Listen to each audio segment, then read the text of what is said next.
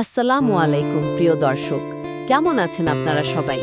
আজ আমরা কথা বলবো সারা জাগানো নাটক দুনিয়া টাকার গোলামের আগামী পর্বে কি হতে যাচ্ছে তা নিয়ে।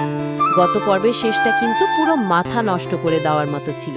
বিশেষ করে সুইস ব্যাংকের সেই 10,000 কোটি টাকার ফাইলটা যখন সামনে এলো, তখন থেকেই গল্পের মোড় একদম ঘুরে গেছে।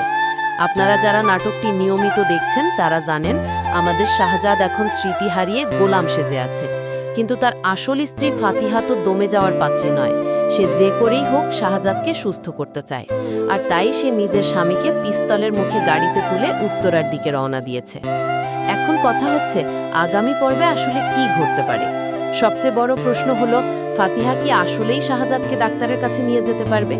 গোলাম যেভাবে ভয় পাচ্ছে, রাস্তায় যদি সে গাড়ি থামিয়ে দেয় বা কোনো ঝামেলা করে, তবে কিন্তু বড় বিপত্তি ঘটবে। আরেকটা বিষয় খেয়াল করার মতো, শাহজাদের সেই শত্রু যে অ্যাকাউন্টস রুম থেকে সুইস ব্যাংকের ফাইলটা পেয়েছে, সে কিন্তু সহজে শান্ত থাকবে না। 10,000 কোটি টাকার লোভে সে যে কোনো সময় শাহজাদকে নিজেদের কবজায় নেওয়ার চেষ্টা করতে পারে। এদিকে আবার বাড়ির ঋতু কিন্তু গোলাম আর ফাতিহাকে নিয়ে ঘরের ভেতরে এক মহা অশান্তি শুরু করেছে।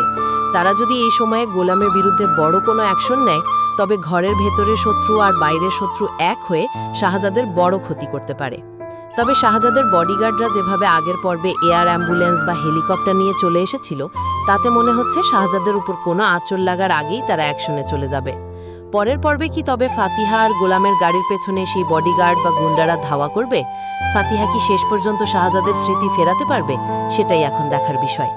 প্রিয় দর্শক, ভিডিওটি যদি আপনাদের ভালো লেগে থাকে তাহলে ভিডিওটিতে লাইক, কমেন্ট এবং শেয়ার করতে ভুলবেন না।